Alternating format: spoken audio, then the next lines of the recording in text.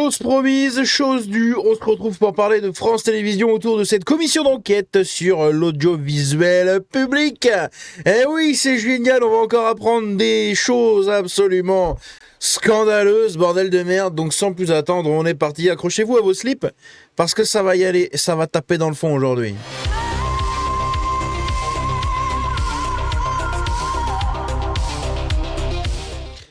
Donc on reparle de France Télévisions, voilà, je vous l'avais annoncé, c'était sûr, on allait en reparler. Qu'est-ce qu'on a à dire aujourd'hui sur France Télévisions ? Eh bien, beaucoup de choses. Eh oui, c'est passé pas mal de choses. Je vais juste en même temps, pendant que je vous explique un peu le contexte, faire un dernier check-up sur le compte de Charles Alonc, parce que je vois qu'il a rajouté 2 petites nouvelles choses. Donc, n'hésitez pas à aller suivre Charles Alonc pour ceux qui sont sur X, ou sinon, juste vous abonner à cette chaîne YouTube. Et moi, je vous en parle tout le temps de France Télévisions, n'est-ce pas ? Donc, on va revenir un peu là-dessus. Qu'est-ce qui s'est passé ? On a eu beaucoup de nouvelles révélations parce que, comme vous le savez, elle a repris cette commission d'enquête. On commence ici directement avec un truc assez intéressant. Selon l'Arcom et France Inter, je vais juste redécaler ça, voilà. Selon l'Arcom et France Inter, France Culture, messieurs, dames, oui, sous-représente de façon chronique les représentants de la droite nationale sur leurs antennes, alors même qu'elle est largement arrivée en tête lors des dernières élections. C'est selon l'Arcom, C'est important de le noter, c'est-à-dire que l'Arcom a dit que France Inter et France Culture, ils sous-représentent les Français de droite et les opinions de droite, alors même qu'ils sont majoritaires dans les élections. C'est quand même dingue, Interrogée sur ce manquement au pluralisme, Emmanuelle Davier, médiatrice de Radio France, n'a apporté aucun élément concret sur les moyens réellement mis en place par le comité d'éthique pour y remédier. Voilà, elle en a rien à foutre et vous allez vous faire foutre. C'est tout. Ça me fait penser à ce sketch des enfoirés, des inconnus. Vous connaissez sûrement, c'est La Révolution. C'est mon sketch préféré des inconnus. Enfin, l'un de mes sketchs préférés. Et La Révolution, il est incroyable parce qu'à un moment, il dit je suis le roi et je t'emmerde. Et c'est exactement le même délire, ok ? C'est Emmanuelle Davier qui nous dit je suis la médiatrice de Radio France et j'en ai rien à foutre. J'ai pas envie de te répondre, alors je t'emmerde. C'est littéralement la réponse qu'elle leur a donnée. Je trouve ça assez scandaleux, mais enfin bref. Lors de son audition, Françoise Benamou, française comme vous et moi on dirait, c'est qui Françoise Benamou ? Je ne connais pas le nom. Benamou, Françoise Benamou. T'es qui Françoise Benamou ? T'es qui ? Ah oui, d'accord, je vois. Intéressant. Ok. Ah là là. Présidente du comité d'éthique de Radio France. Donc, au sein de Radio France, il y a un comité d'éthique, messieurs, dames, et qui les empêche pas d'inviter tout le temps Marwan Ben Lazar, je sais plus quoi, là. Ça ne les empêche pas de l'inviter, lui. Mais voilà, ok. Donc, ça aurait été quelqu'un de droite, il se serait fait dégager, mais lui, ça les dérange pas.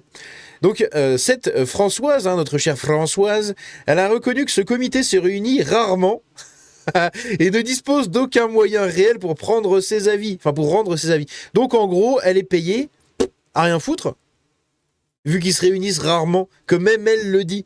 La présidente, s'il vous plaît, du comité d'éthique, qui déclare haut et fort que oui, je ne travaille pas beaucoup, j'en ai rien à foutre, je suis le roi et je t'emmerde. C'est ça, c'est le deuxième, je suis le roi et je t'emmerde. Comment ça se passe ? C'est incroyable. Ces gens qui ne bossent pour rien.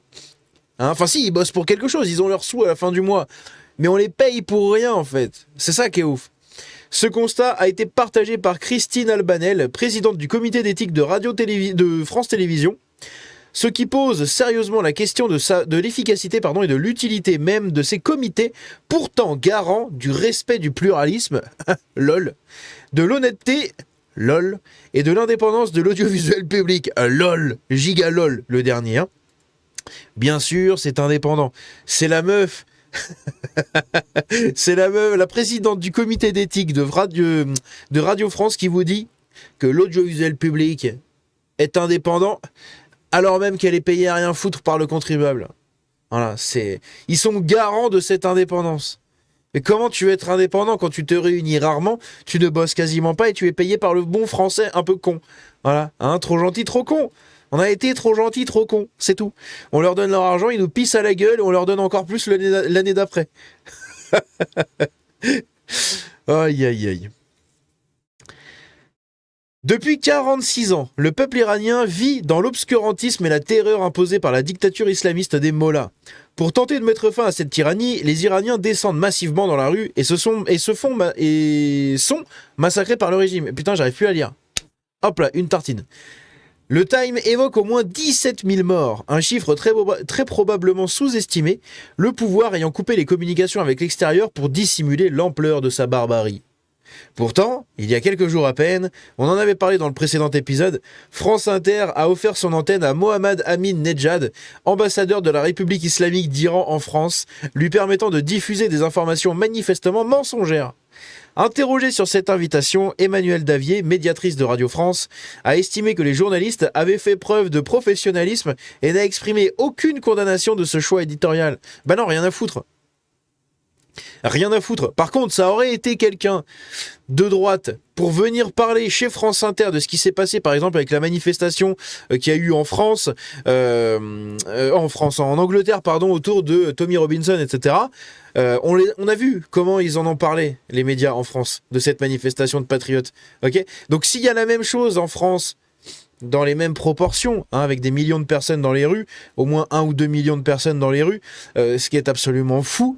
S'il y a la même chose avec la même proportion, cette chère Emmanuelle va vous dire que c'est interdit, qu'il faut pas en parler parce que c'est les méchants fascistes, c'est les méchants gens de droite, ok ? Donc on n'en parle pas. Par contre, si c'est Abdelmadjid Moussef, je sais pas quoi, Mousdiouf, qui vient parler de la République d'Iran pour nous dire c'est génial, les mollahs, mais vive les mollahs, vous en voulez toujours plus des mollahs, non ? Tout le monde, tout le monde aime les mollahs, et tout le monde aime les mollahs. Voilà ce qu'ils vont scander les gauchistes dans la rue, hein ? Ah bah oui, hein. Tout le monde déteste le Front National. Bah là, c'est ça. C'est tout le monde aime les mollahs. Oh oui. Oh merde. Putain, ça me fait péter un câble. En fait, j'essaye d'en rigoler tellement ça me casse les couilles. Voilà, y en a plein qui me demandent comment tu fais pour rigoler toujours. Bah en fait, j'apporte une certaine légèreté dans vos vies avec mes vidéos, d'accord ? Parce que moi, je m'inflige ça et j'essaye d'en rigoler. Alors essayez d'en rigoler aussi, ok ? Il faut qu'on essaye d'en rigoler de toute façon. On ne peut rien faire à notre stade. Vous pouvez pas vous empêcher de payer ces gens-là, puisque ça, c'est pris sur tous les impôts cumulés. C'est une partie des recettes de l'État qui est redistribuée. Donc de toute façon, quoi que vous fassiez, vous êtes obligé, de près ou de loin, de financer tout simplement ces gens-là. Donc il vaut mieux en rire qu'en pleurer, vous voulez faire quoi de plus ? On peut pas faire grand-chose, hein. Après, bon, j'aurais bien quelques idées, mais bon, c'est Robespierre qui l'a fait. Interrogé sur l'invitation de Mohamed Amin Nejad, ambassadeur donc de la République islamique, blablabla, sur l'antenne de France Inter, blablabla, Emmanuelle Davier invoque le pluralisme des opinions. Donc c'est-à-dire qu'il ne faut pas inviter des gens de droite parce que c'est des grands méchants, mais t'as le droit d'inviter des gens de la République d'Iran en disant c'est le pluralisme des opinions. Oui. Voilà, bah invitez les collaborateurs de Maduro, hein, de Castro du coup à Cuba, de tous ces gens-là. Voilà, vous invitez ces gens-là. Tant qu'à faire, c'est tout. On va inviter tous les dictateurs de la planète, on va les mettre autour d'une table, présidée par France Info, enfin par France Inter. C'est incroyable. Elle estime ainsi que tout individu, quels que soient les crimes commis par le régime qu'il représente, peut être entendu sur les antennes du service public. Oui, mais là, le problème... Oh là là, c'est incroyable. Je sais pas si on se rend compte de ce qu'elle vient de dire. Attendez, ça vient de me tilter dans la tête là. Donc je reprends. La médiatrice de Radio France nous dit que tout individu, quels que soient les crimes commis par le régime qu'il représente, peut être entendu sur les antennes du service public. Donc c'est-à-dire que tu as le droit de faire intervenir des laquais d'un dictateur quelconque. T'as le droit de faire intervenir ces gens-là, mais par contre, quand quelqu'un est de droite, il n'a pas le droit à la parole. C'est bizarre, hein ? C'est bizarre. On l'a vu hein, dernièrement avec ce journaliste dans la dernière vidéo qui nous disait comme quoi Éric Zemmour n'avait pas sa place chez France Inter. Enfin, chez France Info ou je sais plus où, là. Toutes leurs conneries dans l'audiovisuel public. Il n'avait pas sa place. Mais par contre, pour inviter le représentant des mollahs en France, aucun problème. Interrogé sur la promotion à l'antenne comme sur les réseaux de France Inter du collectif militant d'extrême gauche Planète Boom Boom. Planète Boom Boom, pour ceux qui savent pas, c'est ce collectif militant sur fond de techno. Ça me fait mal parce que je suis un gros fan de techno, mais eux, c'est la techno de gauche, hein, c'est la techno qui pue la pisse, c'est la 8-6, ok. Et en gros, c'est cette fameuse collaboratrice parlementaire d'Alma Dufour qui s'appelle Mathilde. Putain, comment elle s'appelle? Je sais plus comment elle s'appelle, là, c'est la technogréviste. Elle avait fait le buzz sur les réseaux il y a quelques années de ça, parce que elle était devenue célèbre avec cette danse. Attendez, je vais vous la mettre. Hein. Technogréviste. Apparemment. Merde, oula, je suis parti où? Putain, je suis parti... Technogréviste. Je suis parti du mauvais côté. Voilà, c'est elle. Je sais plus comment elle s'appelle. C'est Mathilde, mais c'est Mathilde quelque chose. Regardez ça. Ça va vous rappeler des bons souvenirs. On se réécoute juste ça, parce que moi, je suis assez fan de sa danse. Ah non, merde. Donc moi j'utilise la danse. Je crois que c'était le truc taxer les riches là, je crois que c'était ça, mais non.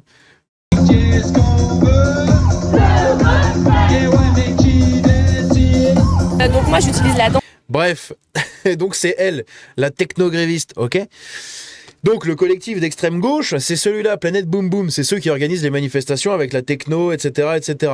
Donc animé par une ancienne attachée parlementaire de la France Insoumise, donc elle était attachée du coup à Alma Dufour, sans mise en perspective ni modération, Emmanuelle Davier, médiatrice de Radio France, a estimé ne pas avoir à se prononcer au motif qu'elle n'avait pas été saisie. Donc en gros, elle, j'ai rien vu, j'ai rien fait, je ne dis rien, je n'entends rien. Elle, c'est incroyable. Elle représente les trois singes, là. Voilà. C'est les trois. Elle fait les trois d'un coup. La meuf, tu lui poses une question. Non, c'est pas de ma faute. Ok, une autre question. Bah non, mais on bosse pas beaucoup. Et puis une autre question. Ah bah non, c'était pas la même qui bossait pas beaucoup. Mais celle-là doit pas bosser beaucoup non plus. Puisqu'elle refuse de se prononcer sur absolument tout ce qu'il lui demande. Voilà. Pourquoi t'invites des gens d'un collectif d'extrême gauche, hein, sans dire que c'est d'extrême gauche, sans dire qu'ils sont rattachés, c'est une ancienne attachée parlementaire à Alma Dufour, etc. Sans dire tout ça, pourquoi tu ne le dis pas? J'ai pas à me prononcer parce que j'ai pas été saisi. Hein. Pourquoi t'invites le représentant des Mollahs en France? Il faut respecter toutes les opinions. Hein. C'est n'importe quoi. Ces gens sont une honte absolue, c'est incroyable. Le chroniqueur Merwan Benlazar, on en avait parlé il y a quelques vidéos de cela, a déclaré à l'antenne de France Inter « On a été trop gentil avec l'extrême droite.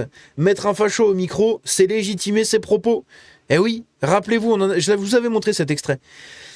Il a ensuite estimé que les services publics devaient s'inspirer du cordon sanitaire en vigueur en Belgique, visant en réalité les plus de 11 millions d'électeurs du Rassemblement national et leurs représentants. Voilà, la majorité des Français se sont exprimés en faveur du RN, mais on tente de museler cette majorité en France.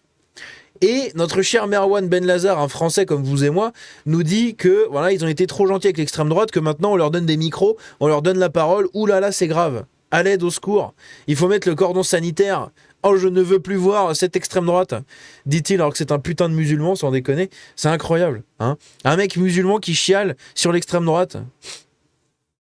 Lors de son audition, en fait, c'est ça que je respecte énormément les musulmans qui assument être d'extrême droite, parce qu'ils sont cohérents avec leur religion, ok? Je les respecte un minimum. Là, vous avez un mec qui joue le gauchiste alors qu'il promeut l'extrême opposé au gauchisme. Mais on a vu comment ça s'était déroulé d'ailleurs en Iran, au Liban, etc. Hein, souvent, ça finit par faire les oiseaux en haut des buildings. Finito, le communiste. Incroyable. Lors de son audition, Emmanuelle Davier, médiatrice de Radio France, a indiqué ne pas avoir été saisie sur ses propos et a invoqué l'humour pour justifier cette atteinte manifeste au pluralisme. Donc t'as le droit d'en parler si c'est de l'humour. C'est ce qu'elle dit ici. C'est incroyable. Elle a toujours une excuse, elle. Hein. C'est dingue. Hein. Toujours une excuse, cette meuf-là. Suite au quick de Charlie Kirk, Guillaume Erner, ancien de Charlie Hebdo, a déclaré sur France Culture qu'il existerait désormais au moins deux Charlie, le « Je suis Charlie » de Charlie Hebdo et le « Je suis Charlie » de Charlie Kirk, ajoutant qu'il n'est pas possible d'être Charlie uniquement pour son Charlie à soi, autrement dit pour son opinion. J'ai rien compris. Attendez, j'ai vraiment rien compris là. Alors, soit je suis le premier des demeurés, ce qui a quand même de fortes chances d'être le cas. Je suis désolé, moi je suis niveau jacouille. Là, ça me demande trop de réflexion. J'ai rien compris à ce foutu paragraphe. Attendez, j'ai rien compris. Ces propos vivement contestés par ses confrères ont conduit la rédaction à publier un communiqué de presse, blablabla. Ok, ça j'avais pas vu cette histoire-là. Emmanuelle Davier, donc toujours la médiatrice de Radio France, a refusé de commenter les conflits internes à la rédaction, tout en indiquant ne jamais lui avoir demandé de présenter ses excuses. Donc en gros, elle, c'est un truc de ouf, la meuf refuse absolument tout, elle en a rien à foutre. Et à un moment, faut donner quand même un peu de soi. Faut quand même y aller un petit peu, d'accord. Quand on te pose des questions, réponds un minimum. Arrête de botter en touche ou de déplacer les buts, là, ça commence à être chiant. Putain, décidément très relou cette Emmanuelle Davier, là. Elle répond à rien, la meuf. Elle ne répond à rien. Ah, j'ai pas envie de répondre à ça parce que j'ai pas été saisi. Ah, il faut défendre les mots là. Ah, c'est bien, c'est la liberté d'opinion. Oh la vache, incroyable. Bon bref, si jamais vous avez compris ce paragraphe, je suis preneur. Je suis open. Tous les petits bicurieux qui me regardent, là, ça vous a frétillé dans vos petits pantalons. Vous avez les slips mouillés. Pierre Aski, président de Reporters sans frontières, ancien militant maoïste. Tiens donc. Oh, comme c'est bizarre. Oh là là, je suis la surprise. A passé 26 ans au journal Libération. Oh, je suis la surprise. Avant de cofonder le site d'information extrême gauche Rue 89, il intervient régulièrement comme chroniqueur géopolitique sur France Inter et dans le Nouvel Obs, où il critique ouvertement des responsables politiques de droite à travers le monde. Le Nouvel Obs qui appartient d'ailleurs, ou en tout cas l'un des gros actionnaires, c'est Xavier Niel. Comme c'est bizarre, Media One, Le Monde, etc. Évidemment. Bref, donc ce cher monsieur, président de Reporters sans frontières, Reporters sans frontières qui se fait financer par Soros et tout, comme tous ces trucs-là, eh bien voilà, lui il a le droit d'aller sur France Inter et dans le Nouvel Obs. Okay, il critique ouvertement les responsables politiques de droite à travers le monde. Pourtant, lors de son audition, il a choisi de tourner en dérision ma question relative à son à son parcours idéologique. Tenez, je m'en remets une autre. Et aux garanties d'indépendance qu'il était en mesure d'apporter, affirmant que cet engagement n'avait en rien porté atteinte à son impartialité à la tête de Reporters sans frontières. Ah oui, donc...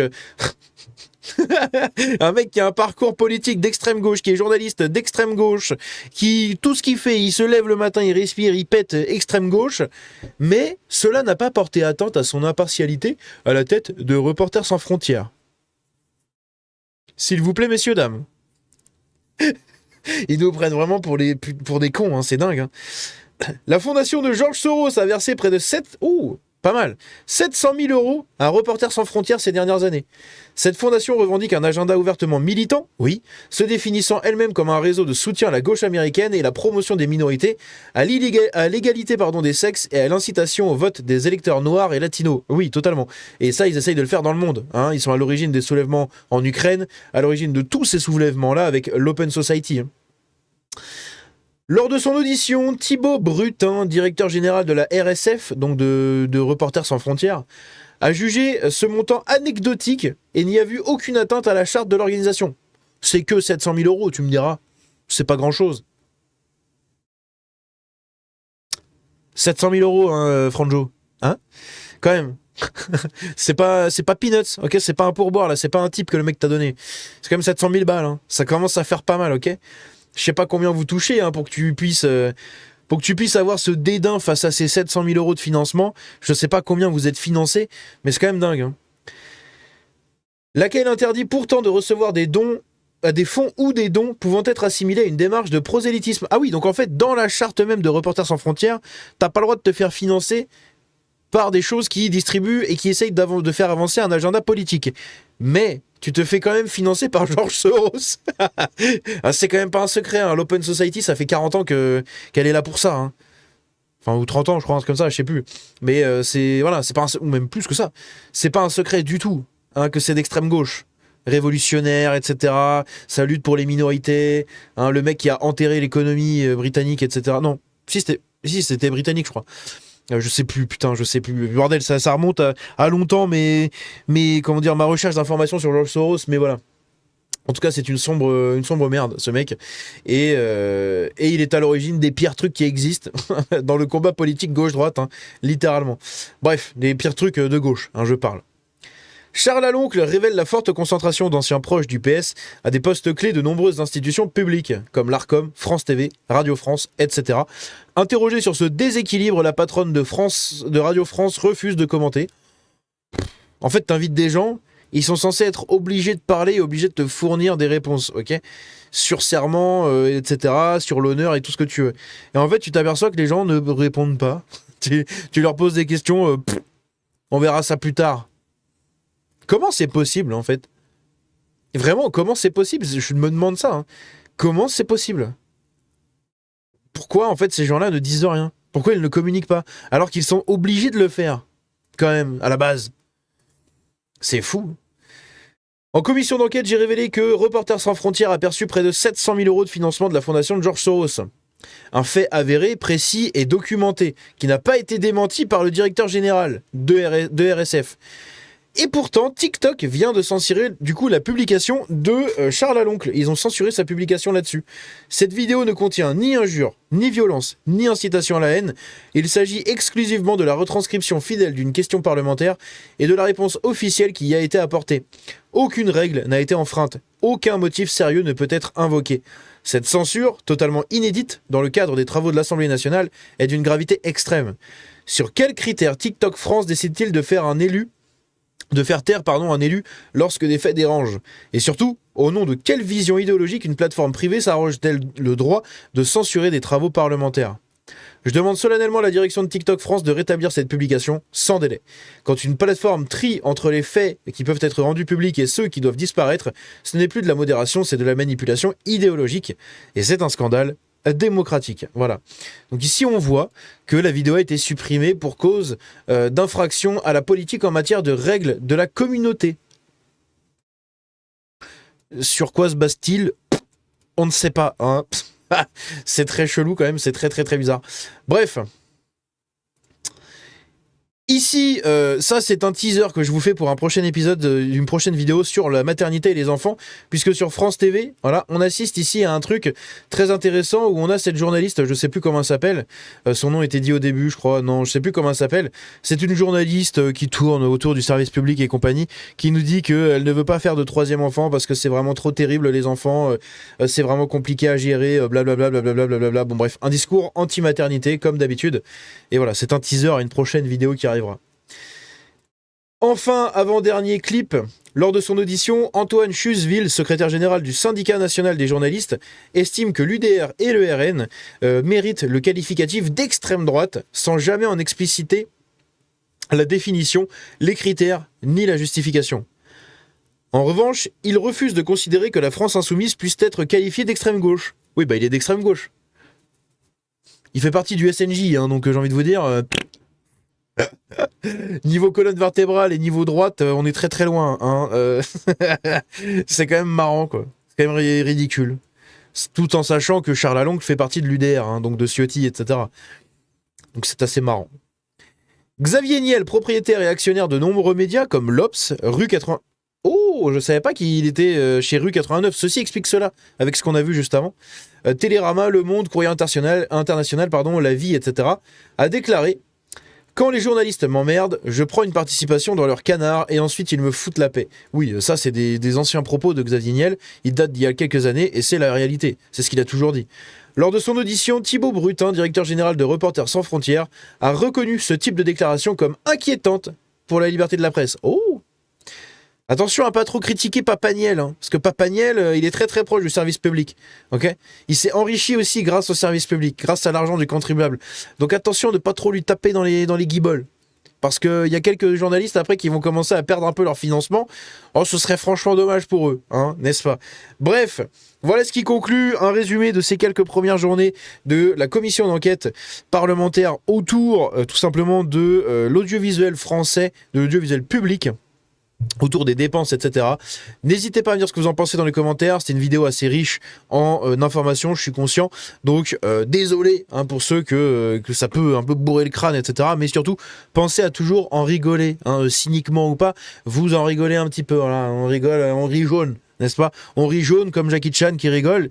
Et c'est tout, quoi. Bref, n'hésitez pas à me dire ce que vous en pensez dans les commentaires.